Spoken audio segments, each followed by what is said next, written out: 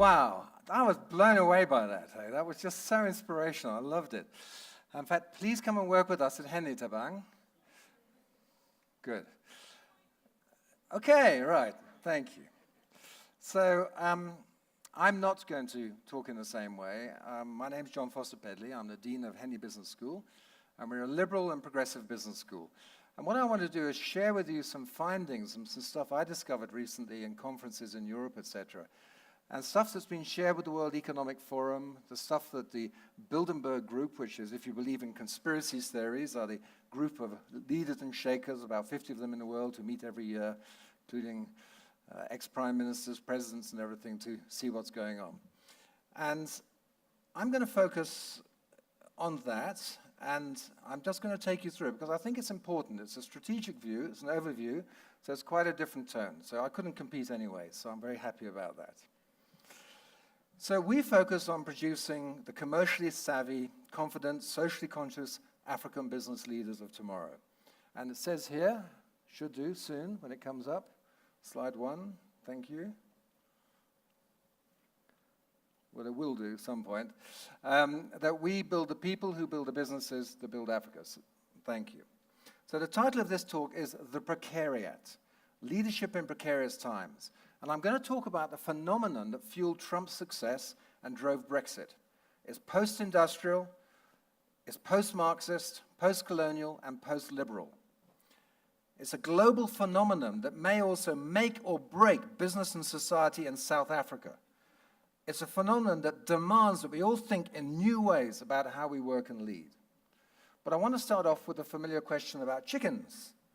Which came first, the chicken or the end of capitalism as we know it? I wonder how many of us know what AGOA stands for. You probably do. It's the American piece of legislation called the African Growth and Opportunity Act that guarantees firms from across Africa preferential market access into US markets in order to boost exports for us and reduce prices for the American consumer. It made big headlines last year when negotiation for South Africa's continued participation in AGOA, which brings in about 70 billion rands per annum, came down to a heated discussion over whether or not we would allow tariff-free imports of US chicken portions for our supermarket shelves. I don't want to get into rights and wrongs of AGOA itself, just to raise this point. Access to cheaper food, especially something as healthy and low-fat as chicken protein, should be a good thing. These are the latest figures from Stats SA. They found that 13.1% of the population, mainly rural, say that they go hungry on a regular basis. So surely making affordable food is a good thing. So why are things so bad in the poultry industry that workers and their bosses are united in protest over AGOA and other trade deals? In January this year, the Farming and Agricultural Workers Union and the South African Poultry Association joined forces to head to Pretoria to plead for state purchase of chicken farms in KwaZulu-Natal. Farms are losing money and closing. Already they've lost 5,000 jobs. The irony is that by reducing the cost of chicken, thousands of workers and dozens of farms face closure. So there's less money in these mostly rural communities, which means there'll be a loss of skills and opportunities in the area, which means that even more people will likely go hungry. So instead of increasing food security, access to cheaper chicken will actually reduce it in those areas. That's called the Law of Unintended Consequences. But I think there's an even bigger picture. And I think that the South African chicken workers are just one example of a globally growing new class of worker, which includes many of us here, and me in a sense, that has earned the name of the Precariat. The term Precariat was popularized by the writer Guy Standing, who I met recently, in a 2011 book called The Precariat, the New Dangerous Class. He describes the Precariat as an emerging class of people facing insecurity, moving in and out of precarious work that gives little meaning to their lives. Trump voters. Dispossessed, disenfranchised, disillusioned American workers seeing their livelihoods evaporate to Mexican factories or Mexican immigrants. Neoliberal policies created unintended consequences that too few were willing to take seriously. It's a story not so much about the consequence of historic colonization, dire that those were, but about the ignored effect of current globalization. Now, Tabang talked about globalization going international, and all of us are thinking that now. That is what we live in. That's the world we live in. There's nothing we can do about that, and it's a good thing. And in spite of the massive trade and social benefits that globalization has produced, it's also created this precariat, a new global class of people who live precarious lives of anxiety, doubt, poverty, and embarrassment, often doing work of little or no social consequence. We've missed this and its lurking dangers, and it's really important for South Africa. We're too obsessed by our own local dramas, like a mongoose fighting a snake in a dry riverbed, when a flash flood is about to sweep them all away. The important part of that title is the second bit, the new dangerous class. It's dangerous because those left out are fighting back in ways that may throw the baby out with the bathwater. Anger and alienation may create regional, even global conflict. There is some good news at the end of this. Global spread of protests from Greece to Brazil to Japan to Turkey show a growing self-awareness among the precariat that actually it's a class and there's a common theme of rubbishness about its prospects in the near future. They include the miners losing their jobs through automation, the car workers in America made redundant by the factories in Mexico, and graduates working in McDonald's and car washes. Here in South Africa, we've seen a lot of activism around existential fears for the future. When Pick n Pay was trialing self-service tills in September last year, unions were quick to object on the basis of the fear of future job losses. Personally, I hate self-service tills. I use them when I go to England. Please, employ tillers, especially South African ones. They're great. Don't you think? I mean, they pack everything. I just can't believe it. It's amazing. Similarly, and I have such good conversations with them, don't you? I do. Magic. There's one in Hout Bay who knows my family, and I go there every 3 years. Anyway, I digress. And similarly, last month, truck drivers went on a go-slow in Pretoria to demonstrate their fear of renewable energy, which, of course, doesn't require large amounts of fuel to move around the country in trucks. Some of the time, these kinds of fears are unfounded, as Henry Ford points out on the picture here. His production line caused just as much concern about jobs and automation as automation and robots do today. Other times, the fears are real. In Europe and the US, we're seeing economic recoveries in places and reducing unemployment.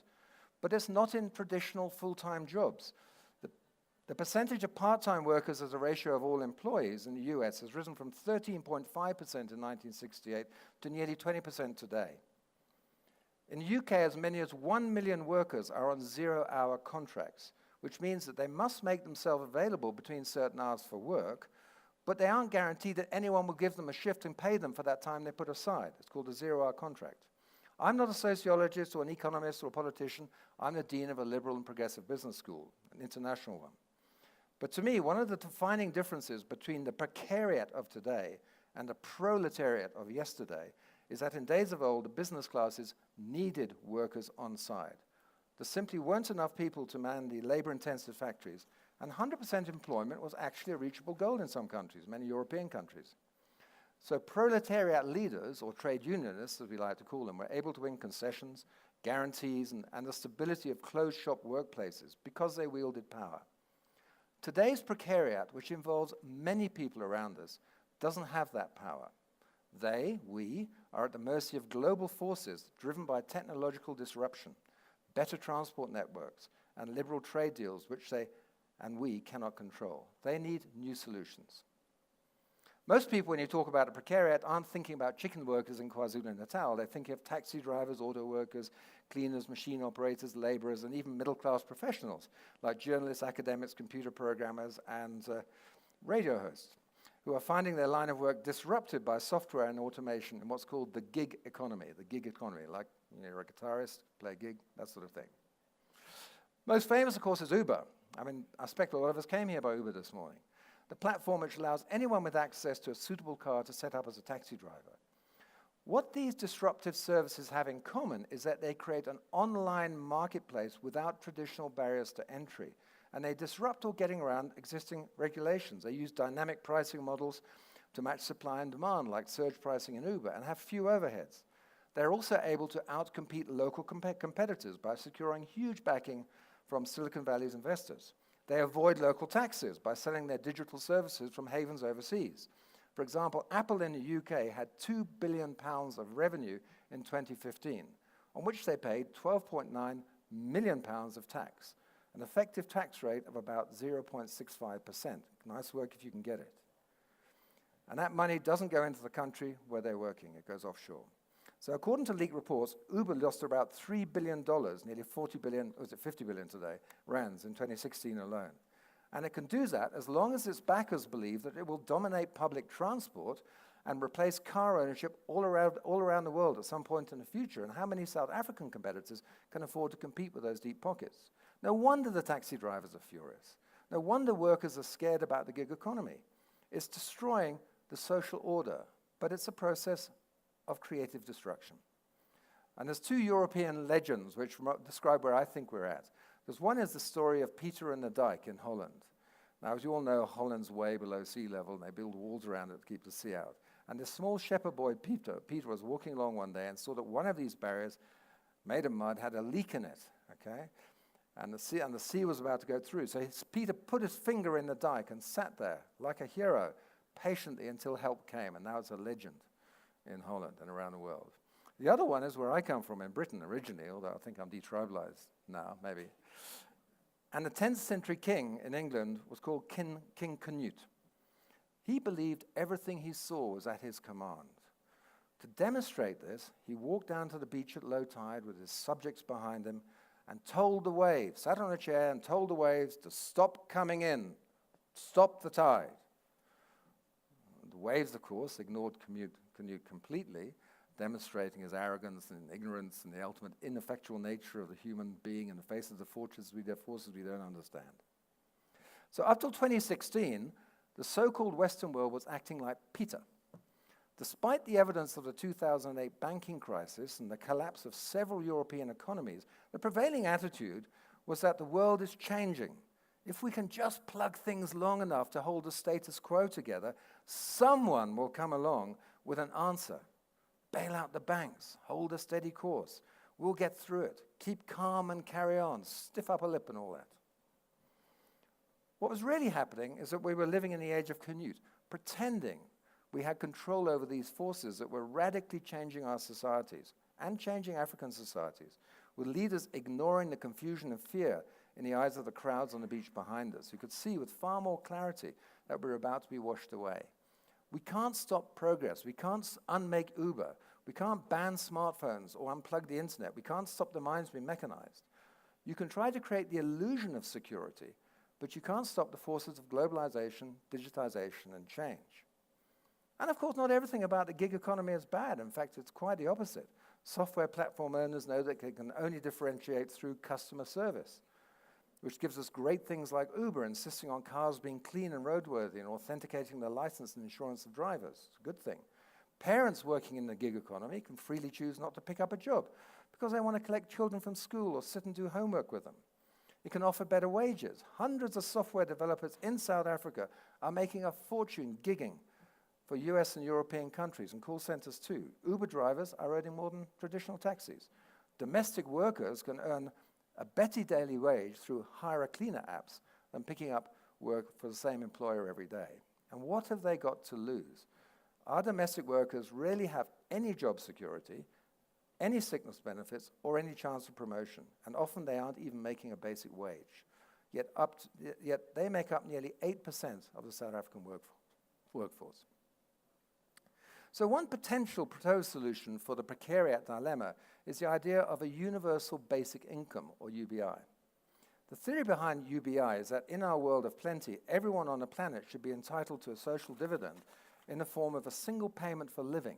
It's a theory being endorsed by thinkers as varied as the father of modern free market economics, Friedrich Hayek, and socialist commentator Paul Mason, who rose to fame writing about the Occupy movement and the protesters in Greece. Unlike social grants, universal basic income goes to everyone in work or not. It's been tested with some success in Canada back in the 1970s, and it's being trialed in Finland and India today. And I do know, and I do understand the incredible institutional barriers to this. Hayek liked UBI, and we think he was never very clear on the issue, because it allows a workforce to be flexible and to respond to price signals from the market, choosing to stay out of work if it's not economically enticing. Others like it because there's a growing body of literature that says if you really want to help the poor and be able to respond to really want to help the poor in the world, stop trying to create new top-down institutions and solutions. Give them money, education, and economic freedom, and they'll figure out the rest for themselves. So UBI appeals to many high-tech entrepreneurs and social commentators. A company called Y Combinator is a famous startup accelerator which birthed Uber, Airbnb, Dropbox, and so on. It's been trialing UBI with 100 families in the San Francisco area.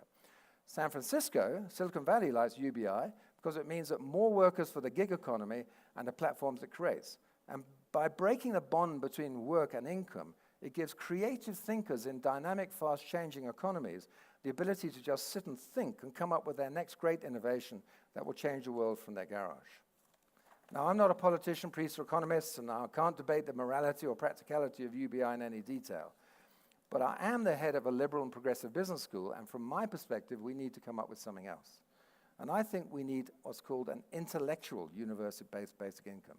We need to be arming every citizen in the country with something that gives them the ability to think creatively and critically in the digital age. Everyone, thank you. I agree with you. I knew you'd agree with that one. Yeah, I agree with you too. We're going to connect. Something that focuses on personal development and building the confidence to be relevant. The quote behind me is from former Deputy Chief Justice Dikhan Mostaneki's autobiography. He obviously is talking about specific issues in the social fabric of South Africa, but his words are as relevant to the global precariat as a whole. For this body of people we call the precariat now, it has a unique opportunity in history in that skills and knowledge have never been so easy nor as cheap to learn, if you know how. YouTube alone has got more quality how-to videos than we could get through if everyone in this room made us pact to sit down and watch them one after another until the day we all died. Massively open online courses, MOOCs, are providing university-level education. You can take part in it for free. You can go to Khan Academy, Udemy, Coursera, and many, many more. And these are quality courses which cost nothing. They're amazing. We now, for the first time, have the real capacity with a cell phone to get education of world level that costs nothing. And why? We must encourage people to do this. Entitlement won't save us. Skills will save us. Entitlement won't save us. Skills will save us. We all know this. For the truckers in Pretoria, now might be the time to learn to build windmills or fit solar panels into place, not deliver coal, a job that will eventually be done by autonomous trucks anyway. At Henley, we talk all about this dire and difficult dilemmas in an optimistic frame, because we are fundamentally optimists, but we're realistic optimists. I'm absolutely enthused by the dynamism and the personal development and the creativity and just the sheer force of will and inspiration that the previous speakers have talked about. I'm also equally enthused by the rigor of quality thinking facing reality. Norman Adamy, who used to be the CEO of SAB, had a saying which was, make reality your friend, and I share that. Make reality your friend. Don't be scared of these things. We are big enough, strong enough, and clever enough to deal with these issues. At Henley, we have an international business school assessed overseas. We've now got over 60% of Henley global MBA students are in South Africa alone, and our students are passing internationally assessed exams at triple accreditation level, so they're top 1% in the world, by independent examiners offshore who don't know where they were, and our South African students, 70% black, 42% women, are passing at a better level and a better rate than the European, Chinese, French, German, Spanish, or Americans. So I have no time of soft sympathy. I know how clever we all are. What we need to do is rally behind this, build ourselves up, and drive South Africa forward. We've got the capability to do it. We talk about developing ourselves based on activism and effort, by being bold in action and holding yourself to a higher standard of accountability. Action is a key word. You can't actuate to a new kind of thinking. You can actuate to a new kind of thinking, discovering things through trial and error. You can't think your way to a new way of acting. And talking isn't doing. Thinking isn't doing.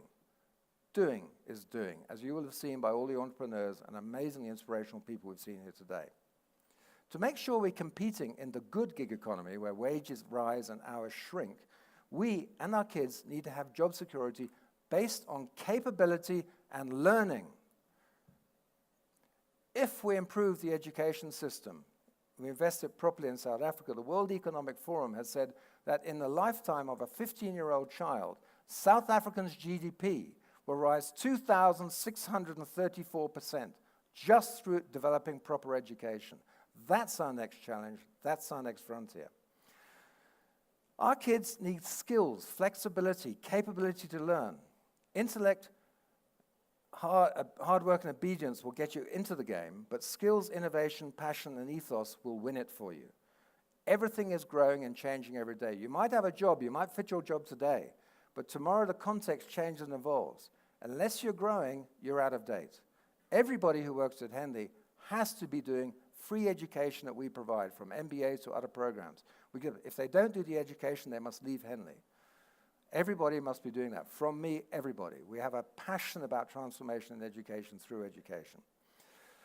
There's nothing that says the social contract that worked for Europe in the 1930s can work for South Africa in 2017. We have to try something new. Because there's one final thought about the precariat and where it leads. And you can find it back at the birthplace of modern socialism, Britain, in the late 19th century. Would you believe it? Home of Karl Marx and piecework labor in the dark satanic mills of the textile industry. In 1911, Britain introduced national insurance, forcing employers and workers alike to pay for old age pensions and state benefits to the employed. And why was that? It was because they'd found that the British government couldn't find enough well-nourished, able-bodied men to go off and fight in the Boer Wars. That's bizarre. And for those of us still fighting the legacy of those and other wars, let's get a solution that isn't going to leave things more or less unchanged for 100 years. We can get better ideas. Basic project management technology, PERT charts, Gantt charts, were created in about 1906 to help build shipbuilding. We've got online solutions now like Basecamp and many other progressive methods.